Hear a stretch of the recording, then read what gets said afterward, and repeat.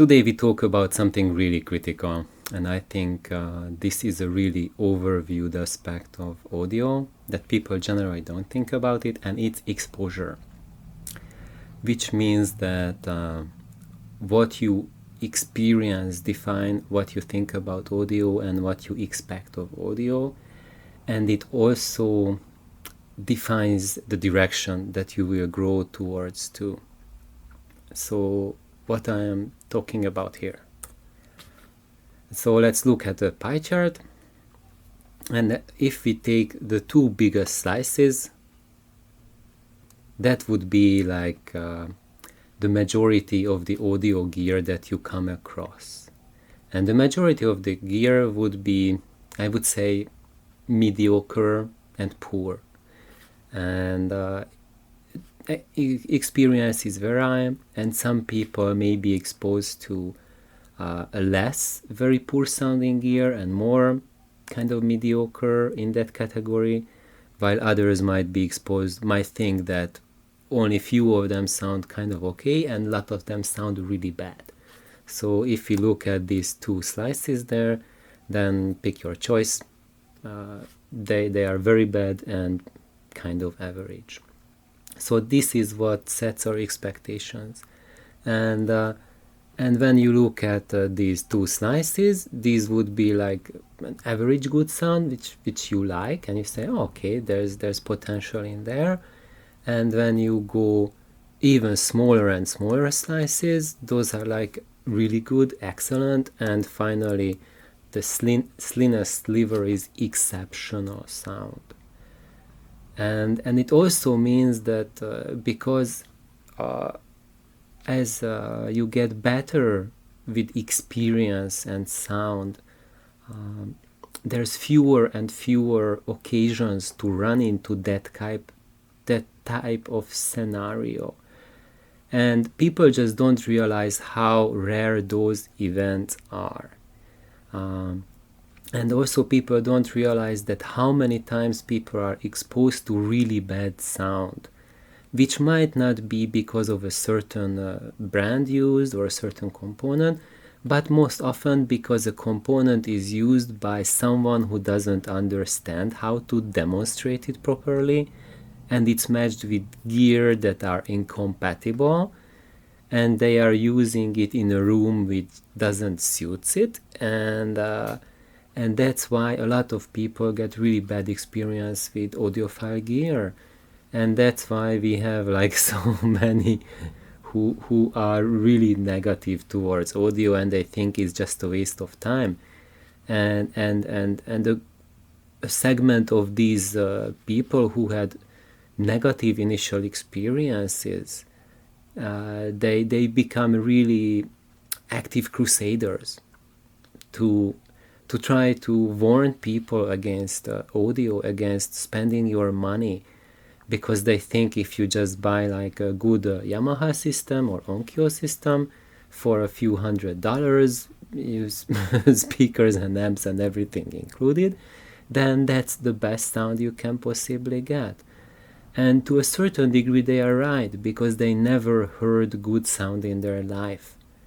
Maybe they heard one system that just sounded really bad. Maybe they tried 3 different occasions and all of them were very disappointing. And then they just made their assumptions that everything has to sound bad. And they simply refuse on trying out anything new, because they think that based on their experience, all of audio has to sound bad and everything is a rip-off. So we don't need to really hate the trolls, or as I call them, the cave trolls in audio, because they live in a cave. They run into just really bad specimens of audio, and that's why they form their opinions, and they don't want to come out of their caves. They don't even want to listen to anything. So that's why many of you ask me, what can I say to those people who have really strong opinions? You can only say one thing: get out of your cave. But most of them don't want to leave. They want to draw you into their cave because they believe that there's nothing to be heard.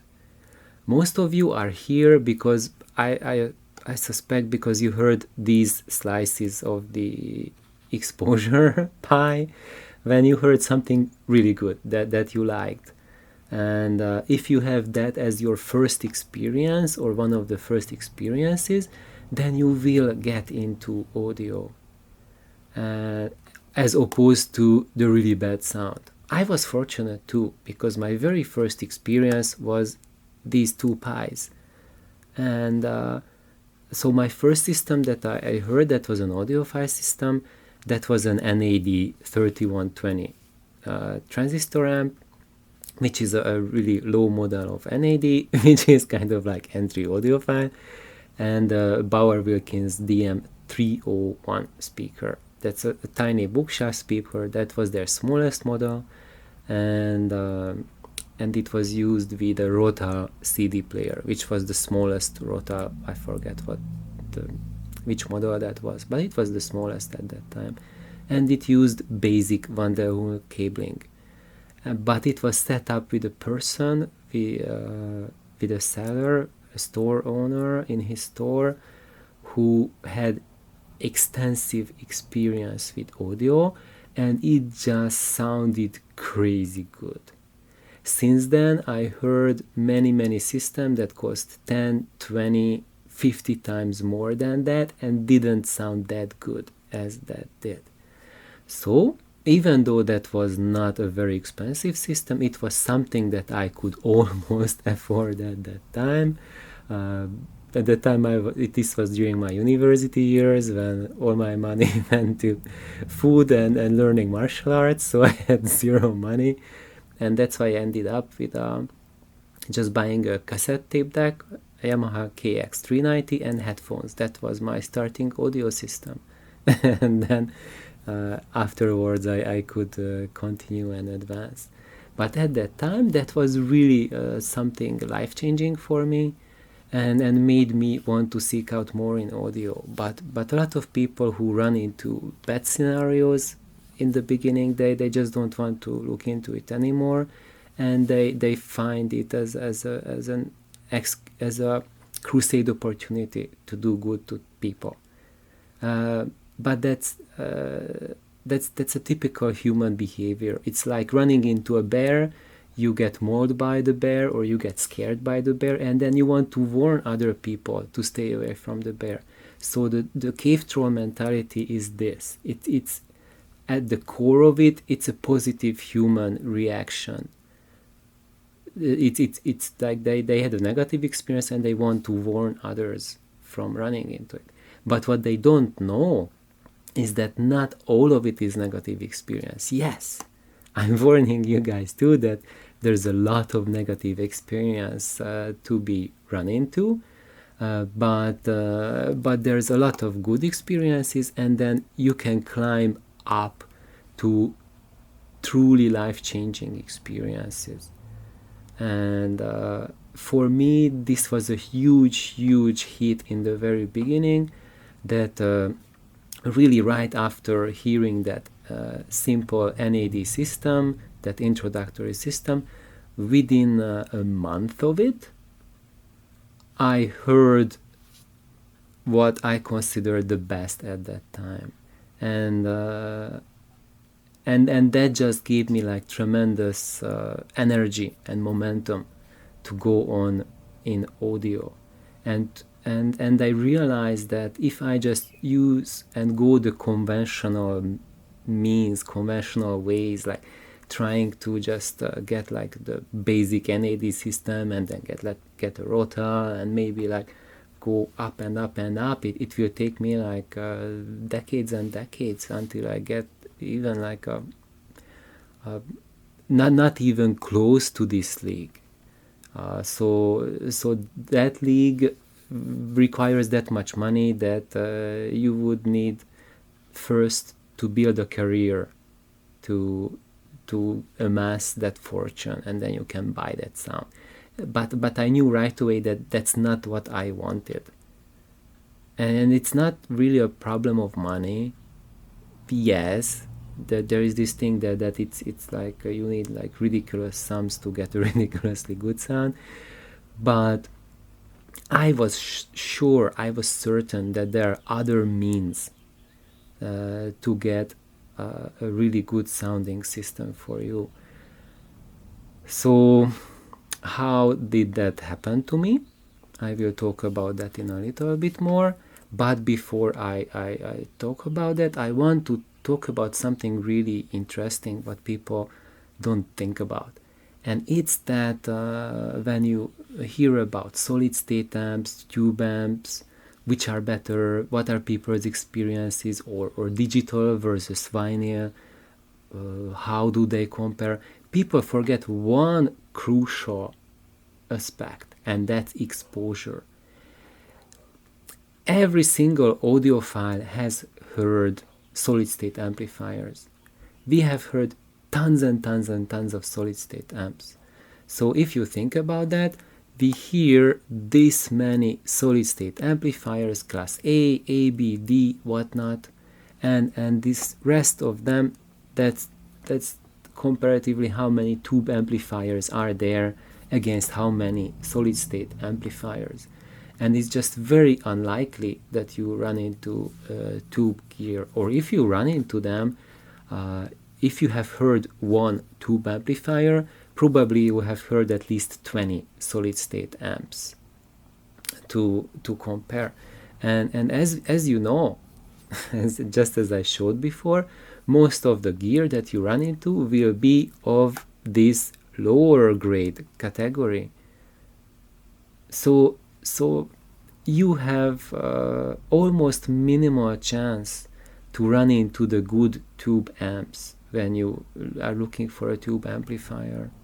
So the comparison that people have between solid state and tube is not fair at all, because when they think about solid state, they think about the best that they heard and what it's capable of, and they're comparing it with an average Joe tube sound.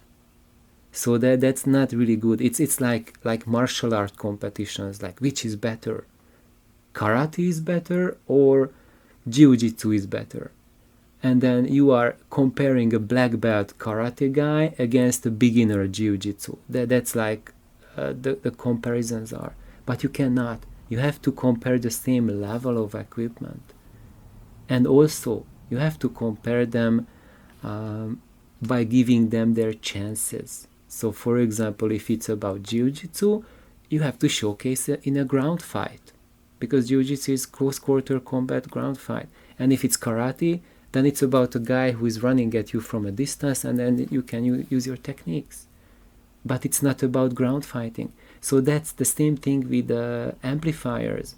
If it's a tube amplifier, you have to use speakers that are sensitive enough to drive it, and if you use a solid state amp, then they prefer lower sensitivity speakers, because high sensitivity speakers show a lot of inherent problems with the solid state technology, and only the really good solid state amps can handle high sensitivity speakers. And because of that, most dealers carry only low sensitivity speakers, so when they get a tube amp, they hook it up to that, and everyone is like, whatever, I heard better. And they are perfectly right.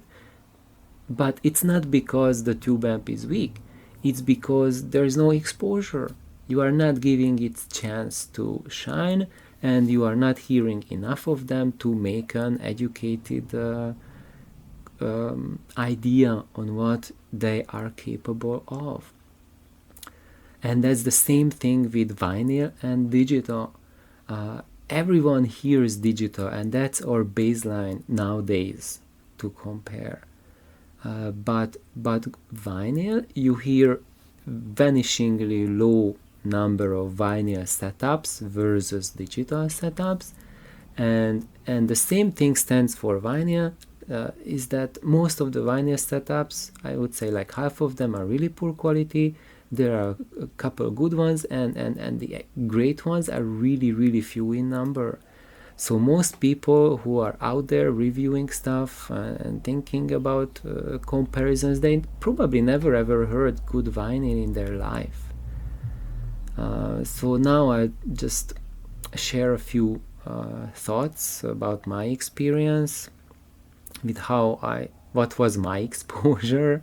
So you already know that I started out with these two extremes at the very beginning of my journey.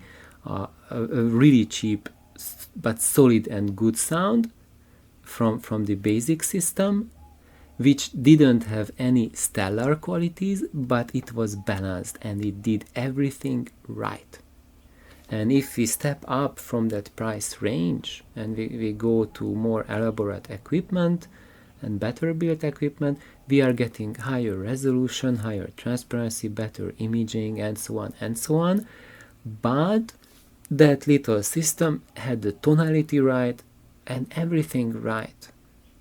And if we go more expensive, then often we get systems which do things worse than that system that did.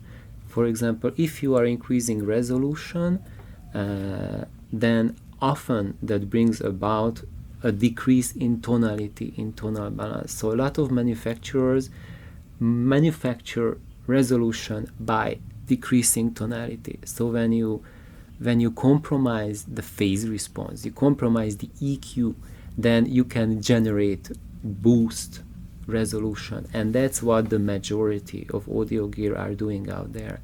And that was something that I was kind of noticing at the beginning of the audio journey, that as I was looking at more expensive audio gear, they did not really jive with my expectations. Yes, I was getting more detail, but the sound was becoming like a plasticky or too metallic, or something really wrong, and the music was getting lost.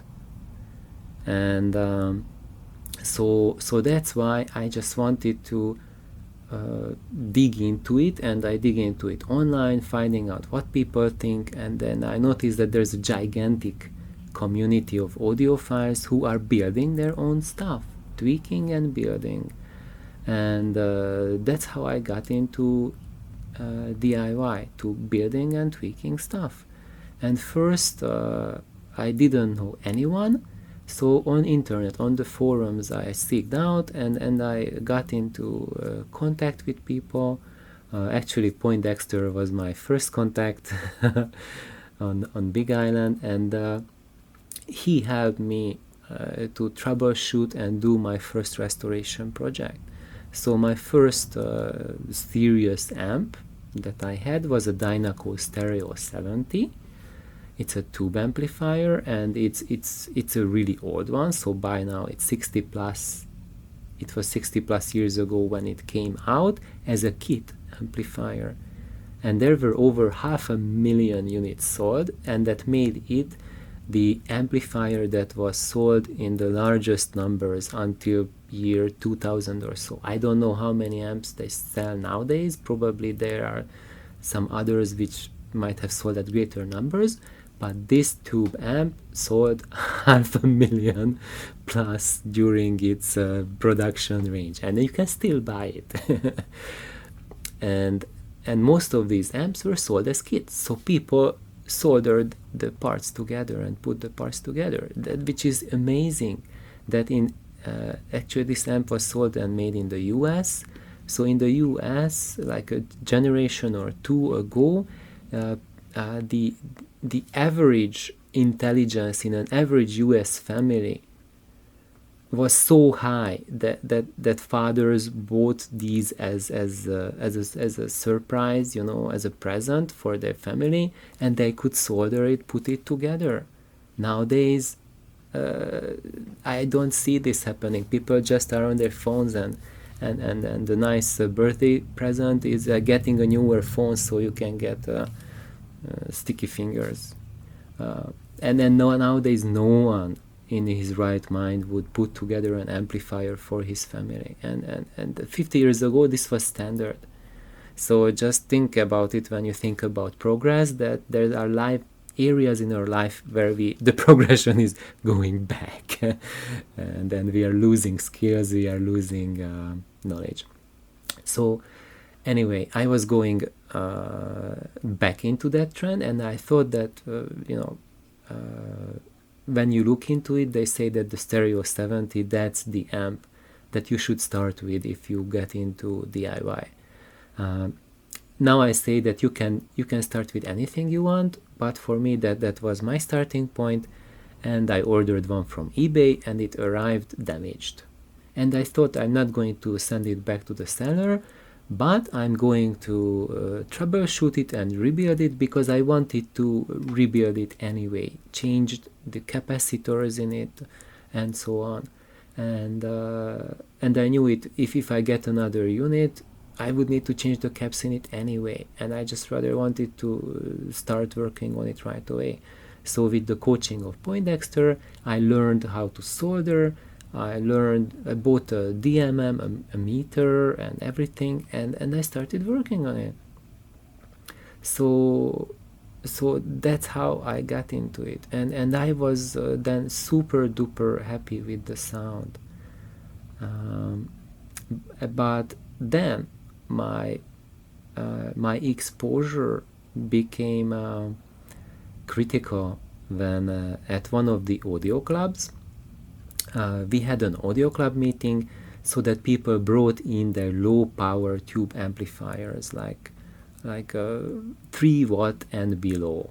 So we had like 1 watt, 1 and 2 watt amplifiers mostly, and I was just blown away, because I thought I'm going to hear something, like a Joker quality, in a hi-fi store, where you have like the most expensive Conrad Johnson amps in the store, and really high-end system, and you drop in a homemade something that the parts cost a few $100, and it puts out maybe 2 watts or not even 2 watts.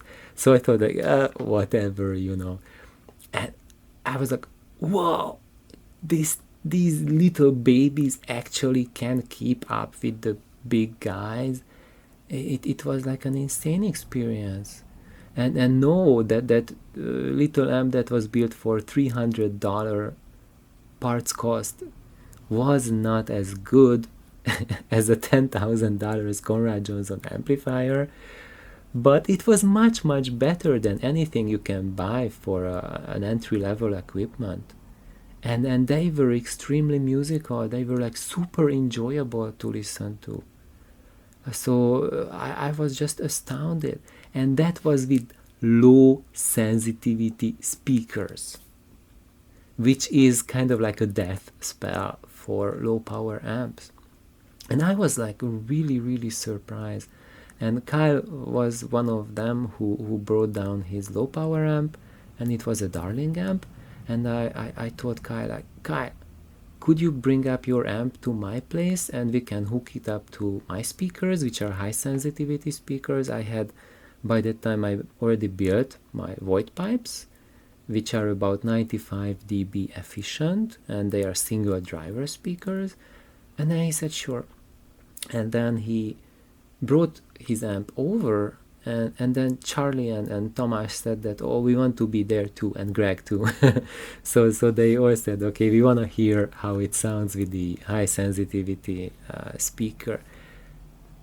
And we were just like, wow, like a total mind-blowing experience. It was like oh my God, what's going on here? And just imagine that we were so impressed. It had such a big impression on us that there were 4 of us. Actually, there was so there were 4 of us who were listening to it, plus Kyle, but it was his amp, so he already had an amp. And out of the 4, 3 of us decided to build it right away. And none of us has built an amp from scratch before that. Charlie had to buy a solder station to it, and Tomasz had to buy a solder iron to build it. And Tomasz had 0 building or DIY experience at all. With Charlie, we had already cable making experience. We were making interconnects together, but no design experience. I was the one who had experience with modifying and rebuilding the Dynaco, but I never tackled anything like that to go from scratch. And then with the coaching of Kyle, he came up with the schematics for us, and then I came up with the parts layout, and then we did the ordering together. We ordered all the parts for all 3 amps. Kyle was super nice, and he gave us a bunch of parts from his collection. And with the help of Kyle and Stu was my mentor. He also helped us to work on things like, for example, to make the chassis. We bought aluminum plates, and he had a machine, so we could fold the plates into the U shape for the chassis. So actually we went on a journey to build these amps for ourselves. And then guess what? This was 20 years ago, and since then for Charlie, it took the Yamamoto amp to better this little one. So until the Yamamoto, he kept his little darling amp, and Tamás moved away from the island, so he gave his amp to me, and then Charlie a couple years ago gave his little darling to me as well. So now I have all 3 darlings, and I have modified some of them. So Tamás's darling is still in a darling shape. Charlie's honey, actually we gave them names. So the topology, it's called the darling amplifier, and I will talk about it in many different sessions, because it's an amazing amp. And anyway, it's like a whole phenomenon. And I noticed that now when I was looking into it, that the Bob Danielak's original website is not accessible anymore. So a lot of the darling lore that was out there, it's kind of gone by now. So I will make a refresher for that. So if people are interested in building their own darlings, then there's some pointers where you can start off. And that's a way that you can build a very on a budget, with a very few expenses, an amplifier that sounds amazing. So my darling, the one that I built, and I used it with my void pipes, high efficiency speakers, I really built it from the scratch as a really pimped out darling. So I used silver wire everywhere, and everything was silver. Internal wire silver, power cord silver.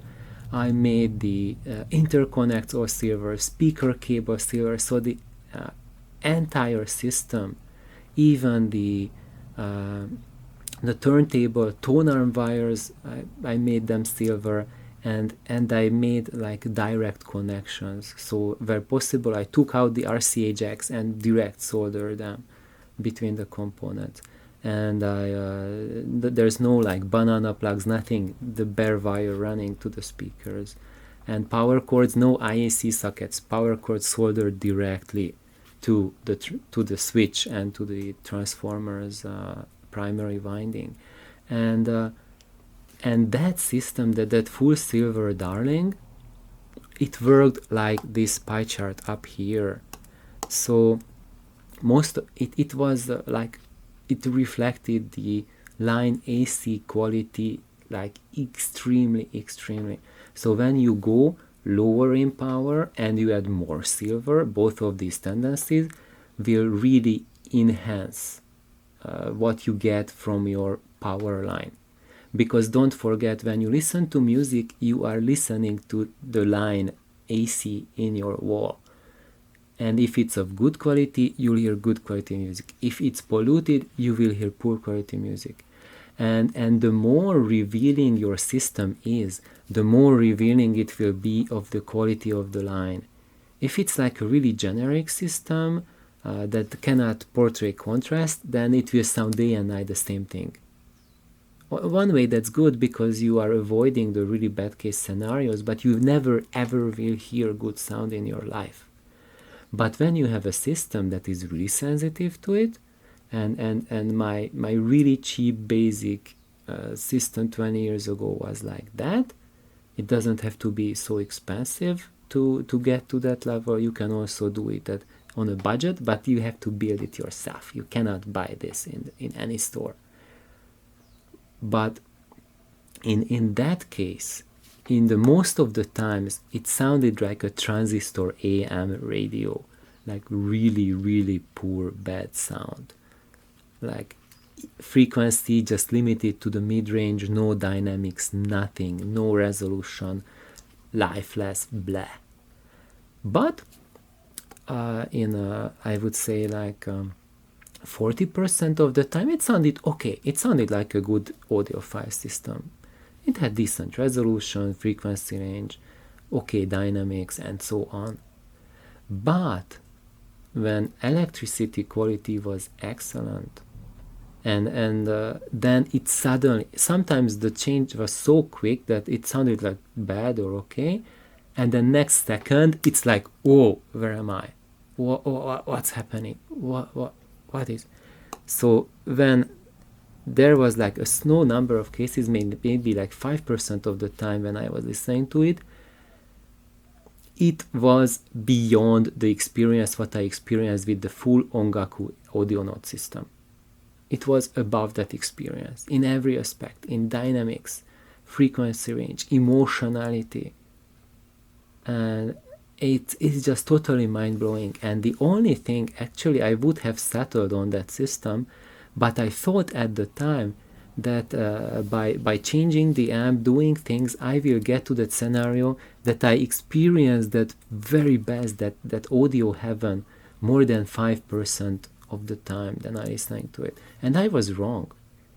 I could not experience, if you want that level of sound, that kind of experience, it will come only when the juice you are getting from the wall allows you to get that experience.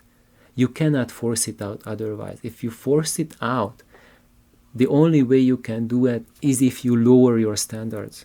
You lower the resolving power, the contrast seeing ability of your system. And that's what happened. My journey after that was like getting to know this process. And by now I'm getting back to this level where I can see that. But now with my current system, I'm also getting these two pies here, that when the line is not excellent, just it's okay or good, then it sounds still really, really good and better than most systems I heard. And when it sounds bad, it never gets into the atrocious region, or I would say now it just rarely gets. And that region is not as bad as it used to be with that time ago.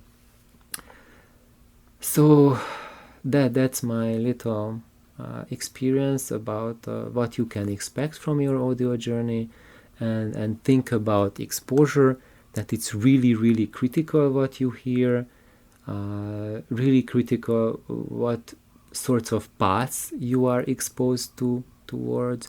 And one of the most important things that I experienced is that if you want to have a free path for yourself, to go after the sound you want, you have to get into modifying gear at least. Maybe you don't need to get into building anything from scratch. That's how I started. I thought if I just do some mods, it will be enough. But once I got into that, I decided, okay, I just build my own gear, build my own stuff, and design them. Because the more you are in control of the process, the more you can shape it towards where you want to. And at this point you think that, okay, how can I fit this into my life? It's already full, there's no space. That's how I was thinking too. But no worries, the process will occur naturally. And I give you a fair warning. If you think that you don't have time for that, just think about how much time you spend on the internet surfing about solutions, looking at reviews, and most of it is just totally wasted time. If you took that effort, took that time to learn skills for yourself, on how to work on equipment, how to modify things, then that's skill in the bank. That's yours. You can step to the next step from that. And if you just stay at watching review level, it's like they are giving you free fish, but once you eat on your fish, you are still hungry. And when you go learn about how to do stuff, it's you are learning how to catch fish. And you can catch your own, whatever fish you want. So that's about exposure. I hope you learned something and it will be useful on your audio path. Thank you. Please like and subscribe so others can learn. When you like my videos, then others can see it. And it will be not just 1 in a million occurrence that YouTube brings up a video for complete stranger, because this is I'm not getting millions of hits. So really the videos you are seeing, it's just spreading by word of mouth. That's how a new person can find it, or by sheer luck. But if you keep on liking it, then you are giving a chance for the audio community to get more and more exposure to these matters. Thank you. Bye bye.